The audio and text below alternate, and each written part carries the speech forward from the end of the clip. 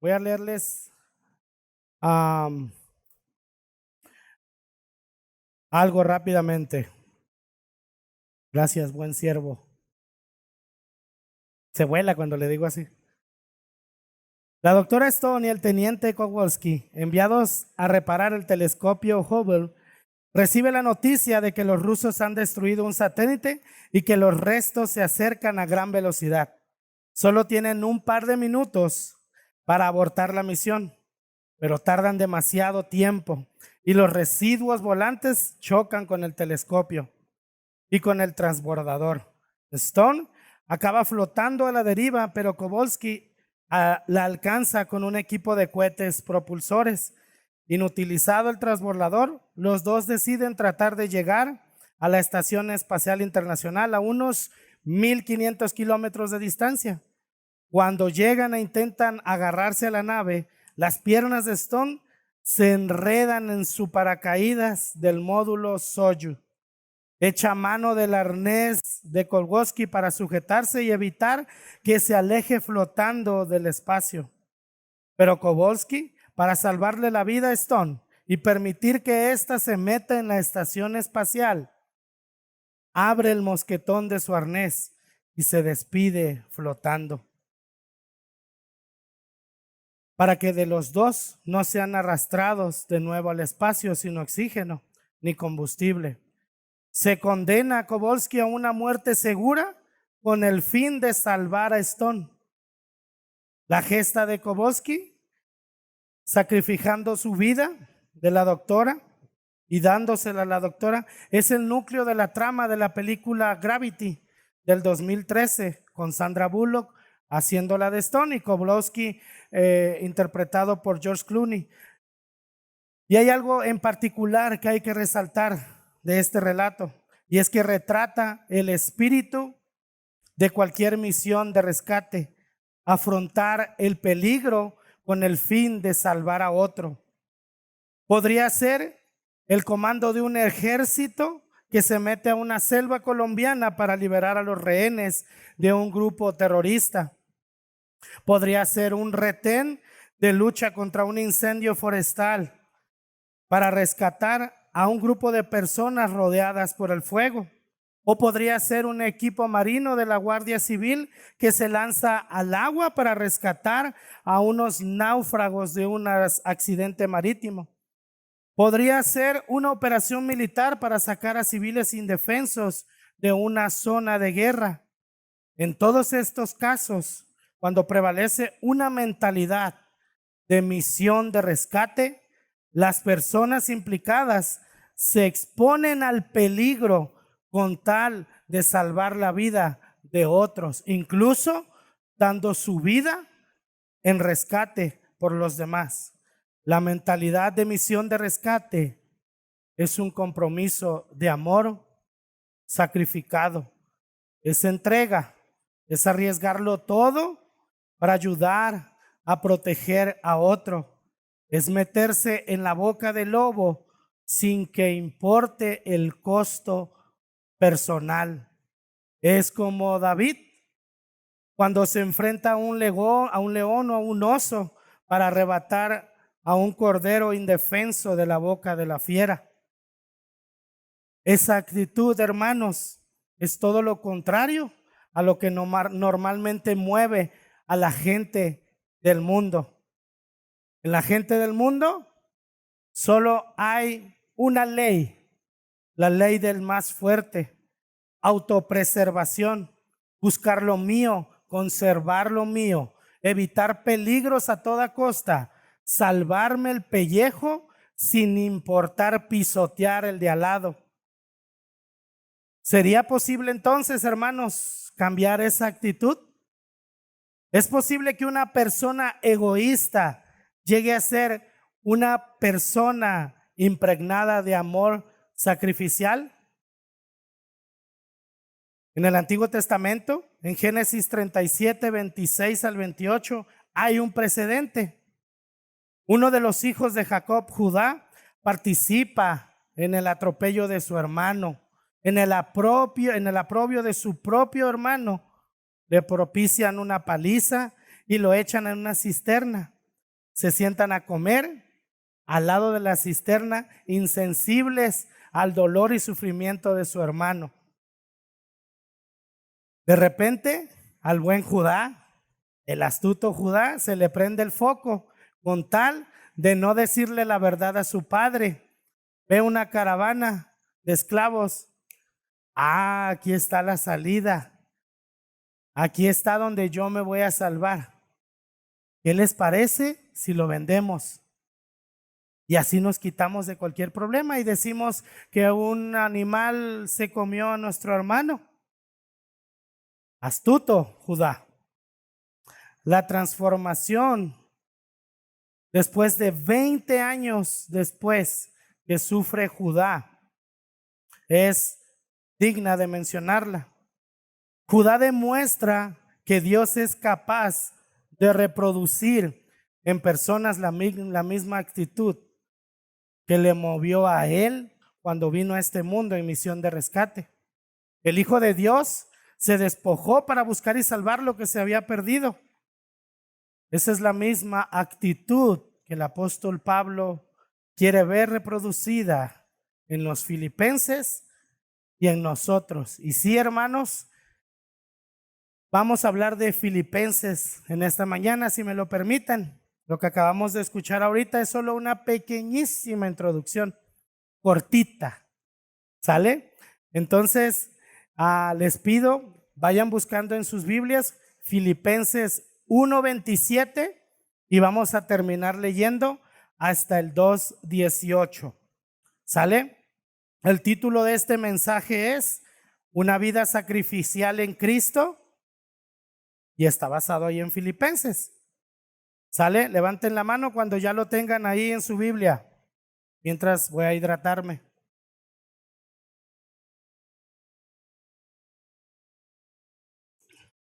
Comienzo a leer.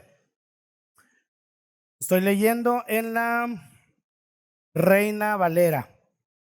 Solamente que os comportéis como es digno del Evangelio de Cristo, para que, o sea que vaya a veros o que esté ausente, oiga de vosotros, que estáis firmes en un mismo espíritu, combatiendo unánimes por la fe del Evangelio, y en nada intimidados por los que se oponen, para que ellos ciertamente es indicio de perdición, mas para vosotros de salvación, y esto de Dios, porque a vosotros os es concedido a causa de Cristo. En otras versiones, ahí menciona por los méritos de Cristo. No solo que creáis en Él, sino también que padezcáis por Él, teniendo el mismo conflicto que habéis visto en mí y ahora oís que hay en mí. Por tanto, si alguna consolación en Cristo, si algún consuelo de amor, si alguna comunión del Espíritu, si algún afecto entrañable, si alguna misericordia, completad mi gozo sintiendo lo mismo, teniendo el mismo amor, unánimes, sintiendo una misma cosa. Nada hagáis por contienda o por vanagloria, antes bien con humildad, estimando a cada uno a los demás como superiores a él mismo, no mirando cada uno por lo suyo propio, sino cada cual también por lo de los otros.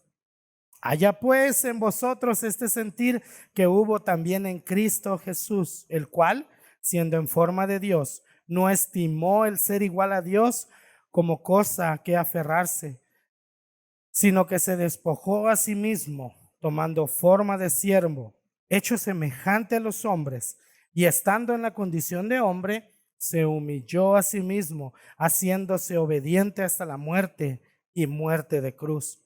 Por lo cual Dios también le exaltó hasta lo sumo y le dio un nombre que es sobre todo nombre, para que en el nombre de Jesús se doble toda rodilla de los que están en los cielos y en la tierra y debajo de la tierra, y toda lengua confiese que Jesucristo es el Señor, para gloria de Dios Padre. Por tanto, amados míos, como siempre habéis obedecido, no como en mi presencia solamente, sino mucho más ahora en mi ausencia, ocupaos en vuestra salvación con temor y temblor, porque Dios es el que en vosotros produce así el querer como el hacer por su buena voluntad. Haced todo sin murmuraciones y contiendas, para que seáis irreprensibles y sencillos, hijos de Dios sin mancha, en medio de una generación maligna y perversa, en medio de la cual resplandecéis como luminarias en el mundo, asidos de la palabra de vida, para que en el día de Cristo yo pueda gloriarme de que no he corrido en vano, ni en vano he trabajado. Y aunque sea derramado en libación sobre el sacrificio y servicio de vuestra fe, me gozo y regocijo con todos vosotros. Y asimismo gozaos y regocijaos también vosotros conmigo. La verdad central que vamos a ver en este mensaje es cortita. Tu vida debe de ser un sacrificio para Dios que provoque el sacrificio por tu hermano. Para llegar a este punto tenemos que analizar de dónde viene ese cambio, cómo se produce ese cambio en nosotros para vivir una vida de sacrificio. Vamos a ver algunos motivos por los cuales podemos llegar a esto. Lo primero que vamos a hacer es vamos a ver los motivos del cambio en nuestro interior. ¿Qué provoca esa reacción en nosotros? El apóstol Pablo ha explicado que aunque encarcelado en Roma, es libre de corazón. La persona que aprende que el vivir para mí es Cristo, cuyo corazón está llena de las excelencias del Señor, es la persona que anda por encima de todas las circunstancias que a veces nos limitan y nos condicionan.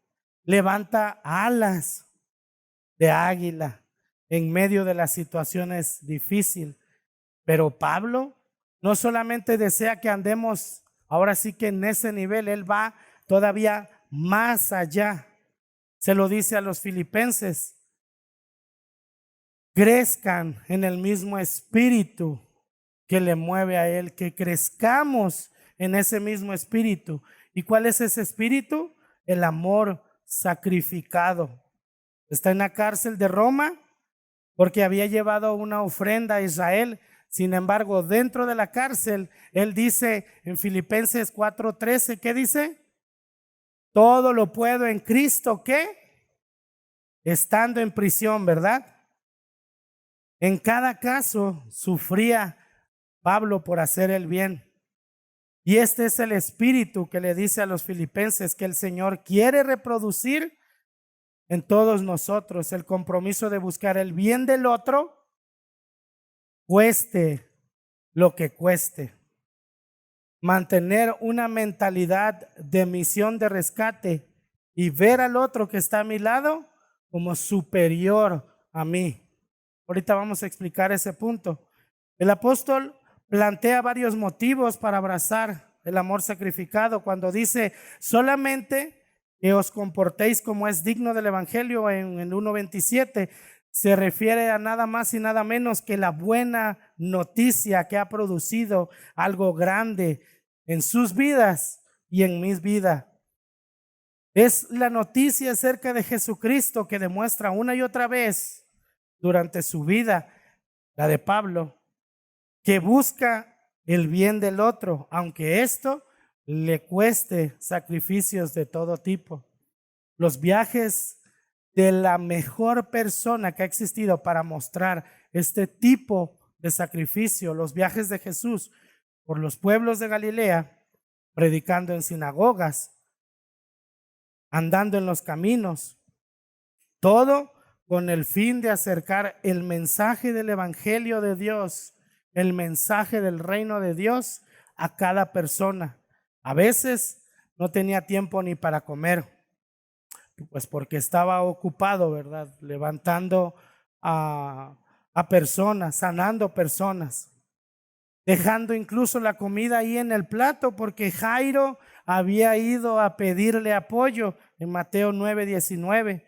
Y ahí Jesús deja su plato y dice, voy, porque le mueve la necesidad de otro, no su propia comodidad, mentalidad de misión, de rescate.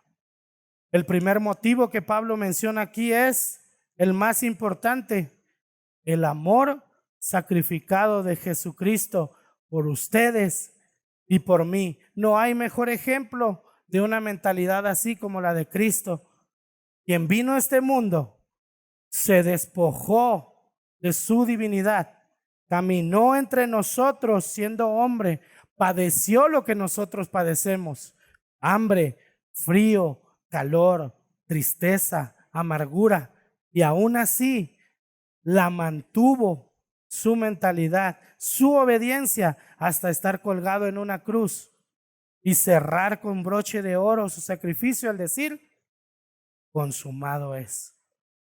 El segundo motivo es algo que se escucha muy seguido aquí en la iglesia: el amor de Dios por ti y por mí. Ese amor que en nuestro interior nos hace saber que debido a la muerte de Cristo en la cruz, es que nosotros podemos ser acreedores a ese amor. El tercer motivo que Pablo menciona en Filipenses 2:13 dice, porque Dios es el que en vosotros, produce así el querer como el hacer por su buena voluntad. Pablo se refiere a una reforma continua en nuestro corazón.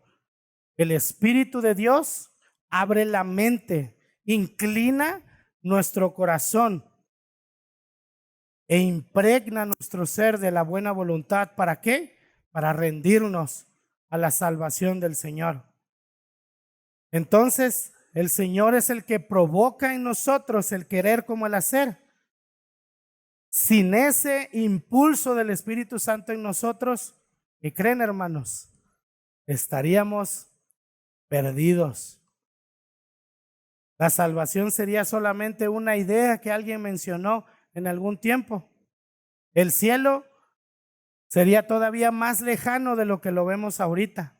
Sin ese impulso del Espíritu Santo en nuestras vidas, simplemente habría una silla en el infierno con nuestro nombre esperándonos al final de nuestra vida. La transformación avanza. Jesús dice, mi Padre hasta ahora trabaja y yo trabajo, en Juan 5:17. Él sigue trabajando en nosotros. Gloria a Dios, ¿verdad? Que no nos deja solos. Él sigue trabajando en nosotros.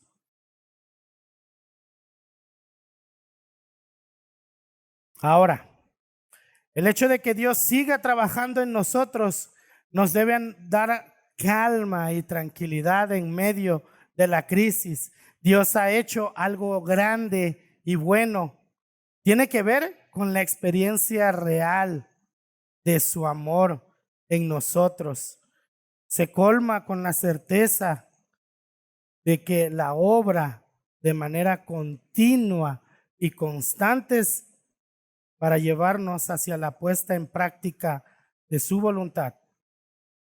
Nos da el impulso, no nos deja solos, y aparte de esto, nos impregna, nos da un empujoncito para que esa voluntad sea real en nuestras vidas. Todo esto nos anima a plantear el amor sacrificado como un objeto personal, como una actitud que debe y puede crecer en nosotros. Es asumir como meta personal una mentalidad de misión de rescate. Ahora vamos a ver otra área de esto, que es el rostro del cambio. Eso está en Filipenses 1:27-30, que es carácter. Pablo espera que algo muy concreto ocurra dentro de los filipenses. Espera que la disposición que han visto en él, tanto en Filipos como en Roma, teniendo el mismo conflicto, como dice Pablo, que habéis visto en mí y que ahora oís de mí, se reproduzca en ellos el amor sacrificado. La norma y meta para todos nosotros que nos decimos cristianos. Esto es aquello por lo cual fuimos asidos por Jesús, para que el carácter de Jesús aparezca en nosotros y madure en este aspecto específico. Esto será como sucede con las mariposas. Comienza siendo un gusano y mediante la metamorfosis se reproduce en una mariposa. Ese tipo de cambio es lo que el apóstol Pablo le está diciendo a los filipenses que debe de habitar en ellos. Jesús en el monte de la transfiguración, sino un cambio de carácter, sembró ahí un cambio de carácter, cambió totalmente entre los rostros de estos apóstoles. Y ese cambio es el que Pablo les está diciendo a los filipenses que se debe de dar en ellos. Ahora, hablamos mucho del cambio, estoy hablando mucho de este cambio de mentalidad y demás. Permítame un segundo. Pablo menciona con respecto a esto 4 aspectos del cambio que Pablo desea ver en estos filipenses. Aquí sí pueden tomar nota de cada uno de ellos. Que estén firmes en el evangelio. O sea, que sigan profesando ser cristianos sin desfallecer. Si uno se mantiene firme en la profesión de Jesucristo como Señor de su vida, asistiendo a la iglesia, teniendo comunión con los hermanos, visitando a los enfermos, orando por todos los necesitados, si mantenemos esto en nuestras vidas, estaremos profesando públicamente seguir siendo cristianos, ¿verdad que sí? No es que en algún momento dejemos de serlo, no malinterpreten mis palabras, no me refiero a eso, ¿ok? Ahora, quiero hacerles unas preguntas. Quisiera ser constante, libre de altibajos emocionales, estable en tus convicciones. Quisieras dejar de ser tan veleta. ¿Saben lo que es una veleta?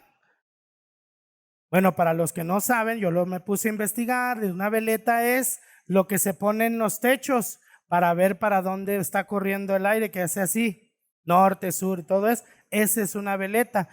¿Qué es lo que pasa con eso? Se mueve en cualquier dirección del viento, ¿verdad? Entonces, traduciéndolo, dejemos de irnos por cualquier viento, dejándonos llevar por las circunstancias de nuestra vida.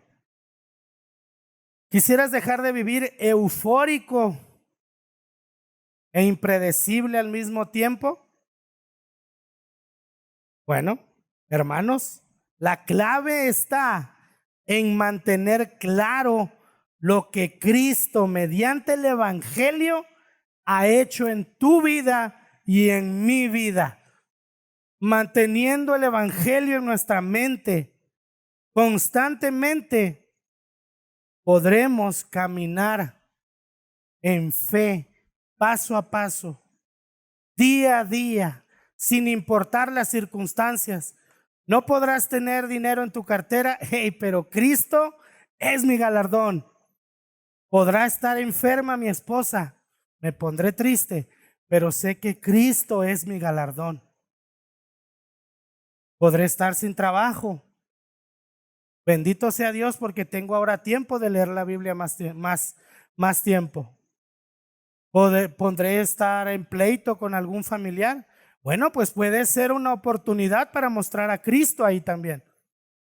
Manteniendo la mentalidad del evangelio constante en nuestra vida, en español, predicándonos el evangelio todos los días, podremos darle respuesta a esto y decir, ok, camino hacia adelante. Otro aspecto que Pablo quiere ver reproducido en los filipenses y en nosotros es que tengamos unidad entre nosotros. Pero antes de avanzar con esto, hay que contestar una pregunta.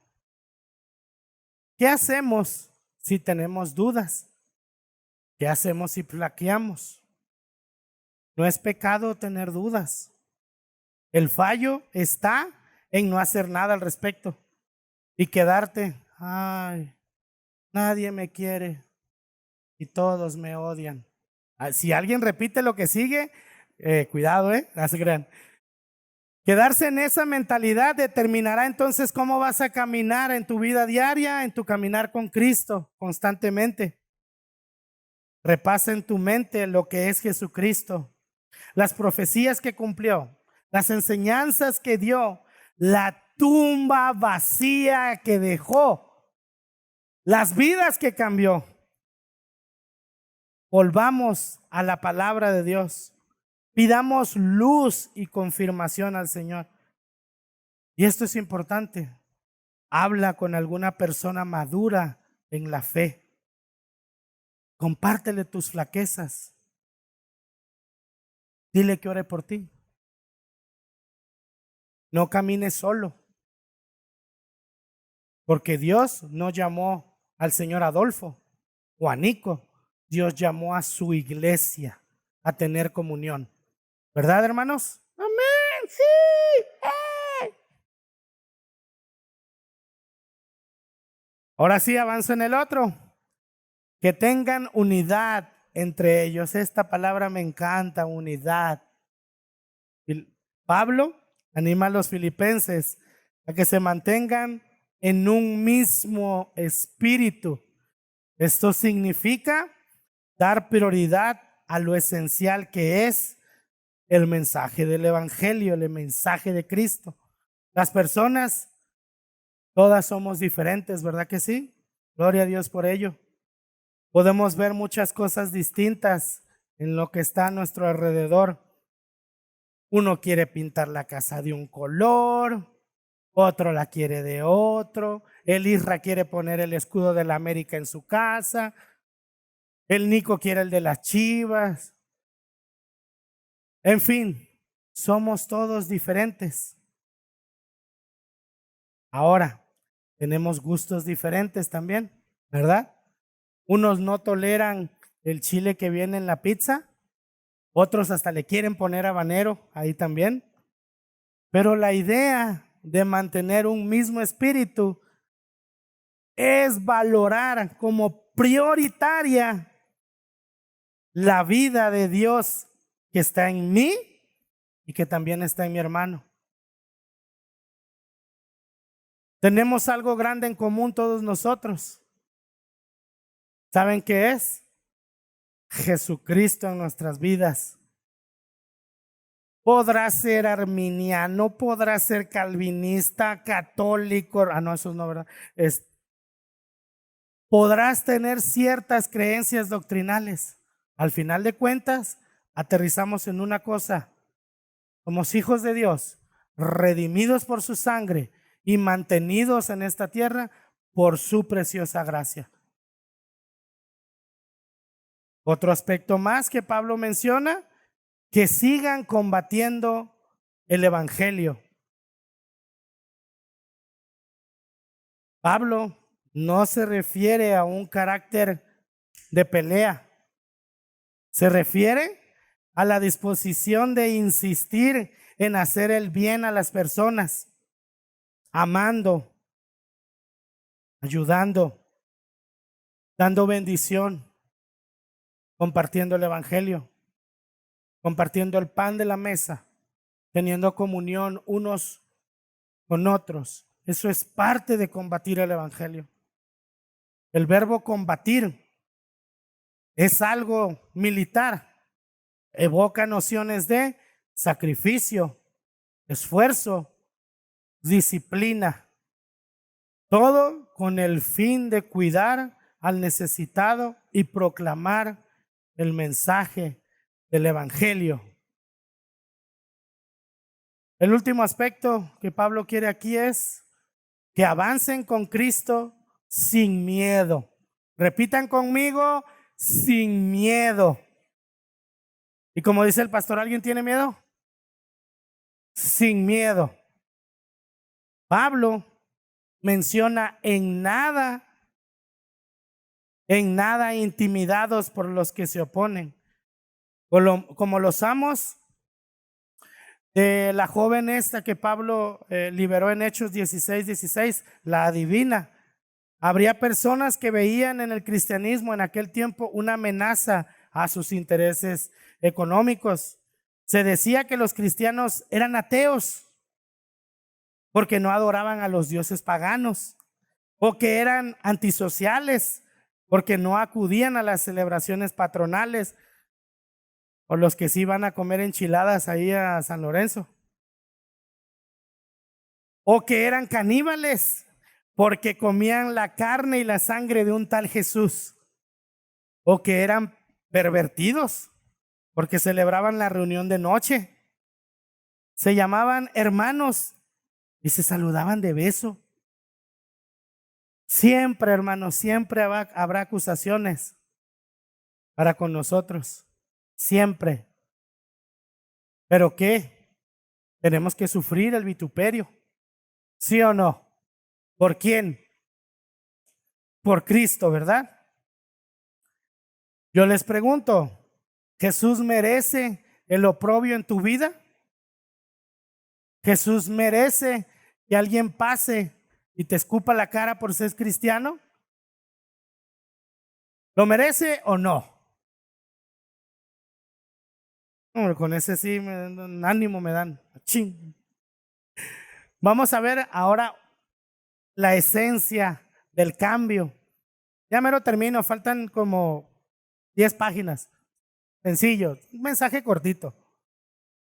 Eso está en Filipenses 2, del 1 al 11.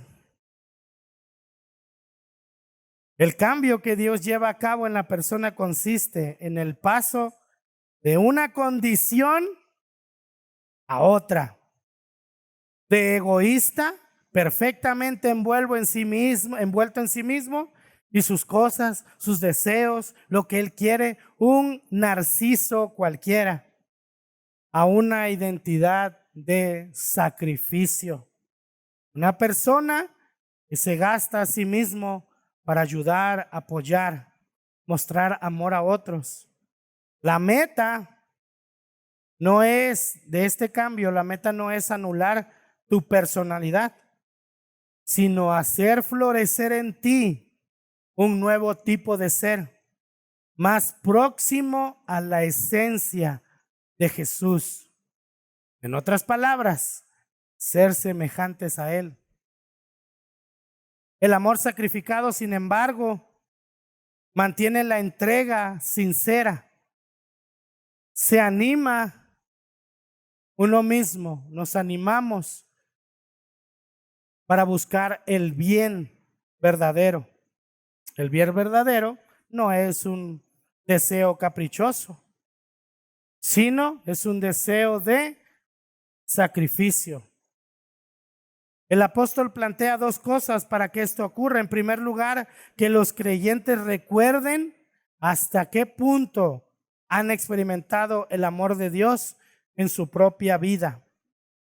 Si esto lo consiguen, que esto es a lo que nosotros anhelamos llegar, entonces se sentirán motivados. Fíjense bien, nos sentiremos motivados a anteponer la necesidad del otro a mi bienestar. Cuando Pablo dice, estimando cada uno a los demás como superiores a él mismo, se refiere a la necesidad real de los demás. Que esta sea, hermanos, nuestra prioridad.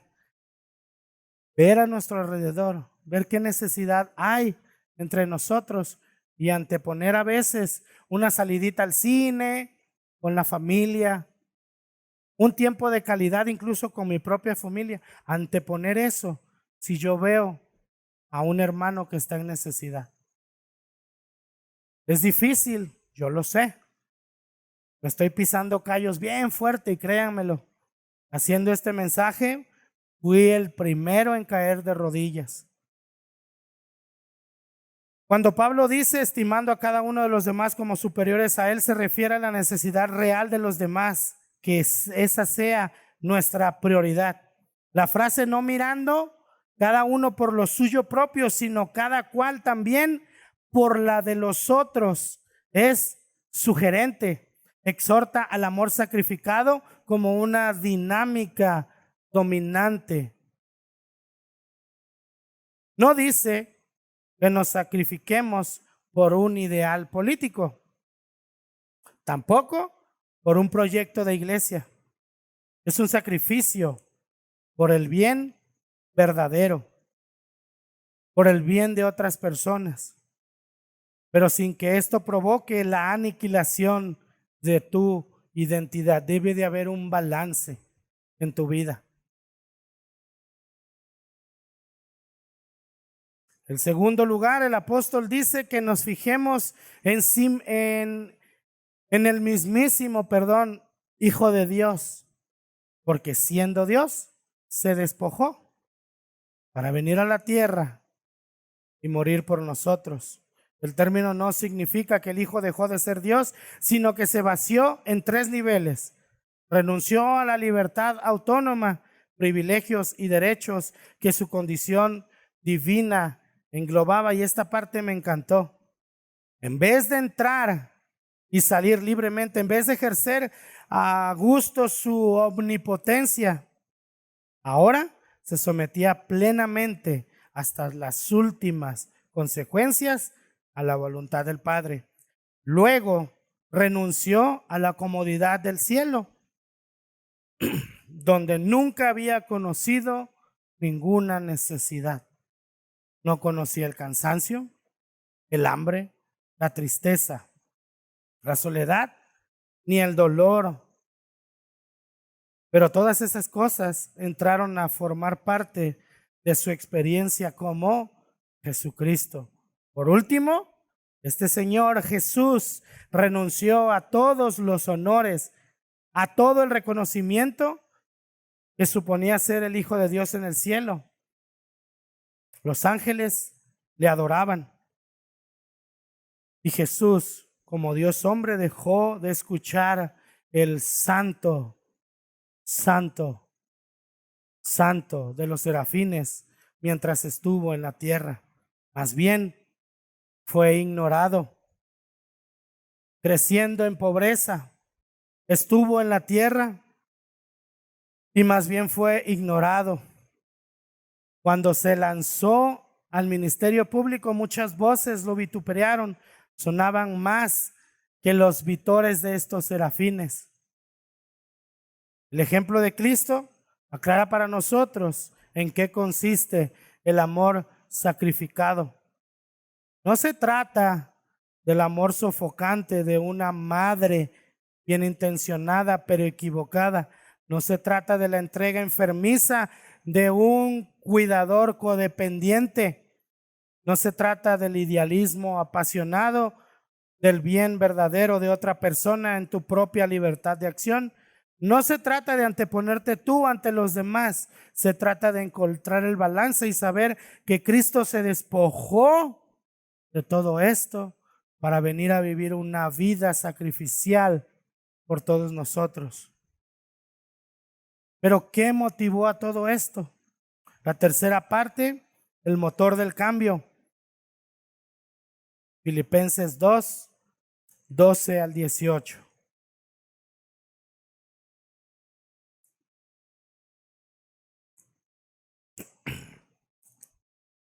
El apóstol emplea la palabra salvación 2 veces en esta parte. En los 2 casos apunta al resultado final de la obra que Dios hace en el corazón del creyente. Se refiere a la transformación final de oruga en mariposa. Lo que adelantará el cambio, dice Pablo, es que los creyentes se ocupen en su salvación. Voy a ver si puedo leer bien esta palabra. La palabra katergasomai significa producir, plasmar, hacer una mentalidad. La idea es que al creyente le toca hacer algo también. No es un sujeto pasivo, sino un agente de cambio. Hay que plantear cosas, hay que tomar decisiones. Hacer falta participar con temor y temblor de esta salvación. Ciertamente, profundamente conscientes del milagro que ha tenido lugar en nuestro corazón. Un milagro absolutamente sobrenatural. Además, es un milagro. ¿Qué milagro? La salvación.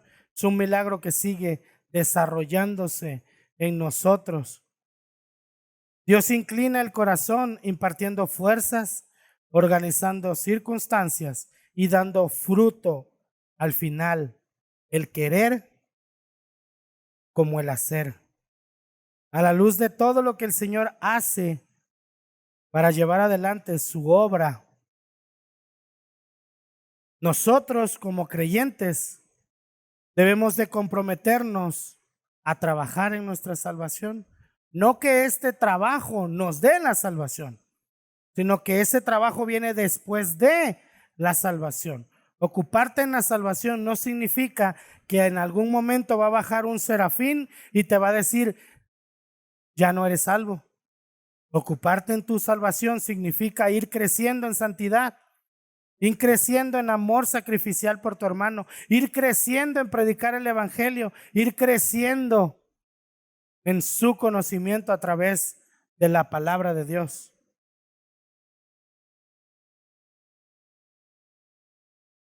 A la luz de todo lo que el Señor hace para llevar adelante su obra en nosotros, se compromete a trabajar juntamente con nosotros en esta salvación.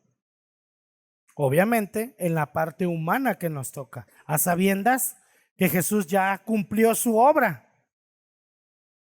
Quiero que quede bien claro esta parte.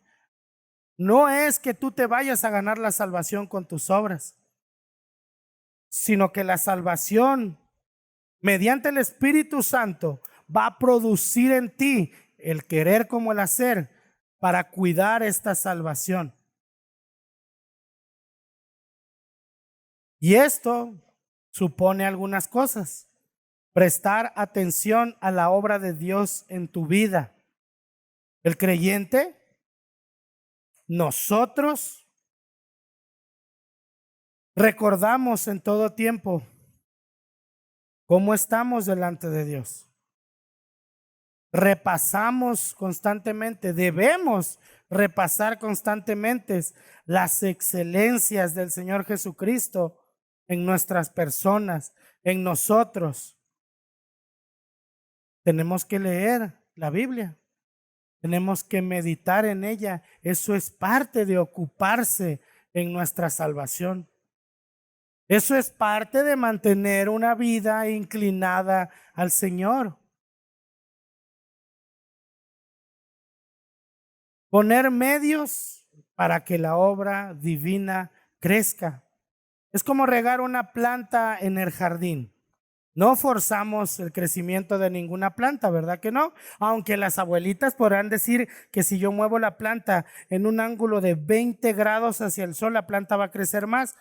Eso dicen ellas, yo no sé, ¿verdad? Pero no significa que eso va a producir un cambio en nosotros para que crezcamos de golpe en salvación. Pero sí facilitamos el crecimiento, nuestro crecimiento, poniendo los medios adecuados. Así, si nosotros damos importancia a la lectura de la palabra, a la comunión entre nosotros, esta mentalidad de misión de rescate crecerá. Porque ya no vivimos nosotros, ¿verdad? ¿Quién vive de nosotros? Como dicen las iglesias chiquitas, ¿a quién vive? Cristo, y a su nombre.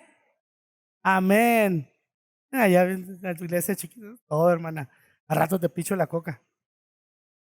Ahora, Practicar la justicia como respuesta a Cristo como Señor. No me malinterpreten, no significa que tú te vas a volver juez y vas a andar criticando a los demás. No, no, no, no. Ocuparse en la salvación implica la toma de decisiones. Se trata de escoger el bien y rechazar el mal. Amar la justicia y aborrecer la maldad, como dice el Salmo 45:7. Si fallamos, porque vamos a fallar, tenemos a nuestro Señor arrepintiéndonos y volviendo a tomar ánimo y volvernos a ocuparnos en esta salvación. Si el motor del cambio es la toma de decisiones, estas decisiones se libran fijándonos en el ejemplo de otros que van delante de nosotros en el camino de la fe. No dice que sigas a un líder en específico, hermanos en la fe que van caminando delante de ti. No tiene que tener un título la persona para tú tener la confianza de rendirle cuentas. No debe de ser solamente el pastor Omar el que cargue con nuestras situaciones. Hay hermanos, habemos hermanos que tal vez tenemos un poco más de caminar. Con toda confianza, voltea a tu alrededor. Volteen. Ahí está un hermano al cual ustedes pueden rendirle cuentas y hablar en confianza. Eso habla de un amor sacrificial y de tener comunión. No para chismes, sino para servirnos unos a otros.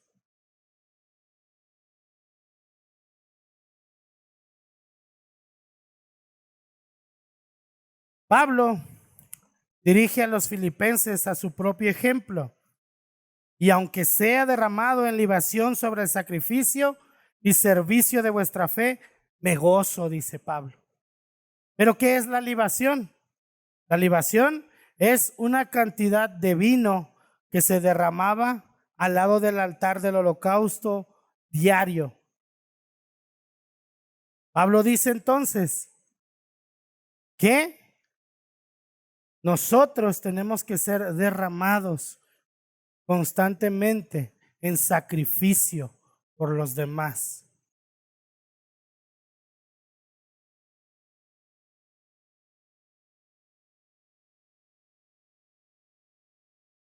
Cuando nosotros abracemos esta transformación que Dios quiere hacer mediante su Espíritu en nuestras vidas, cuando la mentalidad de misión de rescate entre en nosotros, entonces la iglesia será reconocida como la iglesia de Cristo. Cuando dejemos de criticar otras iglesias y en lugar de eso tengamos comunión con ellas, entonces seremos reconocidos como hijos de Dios.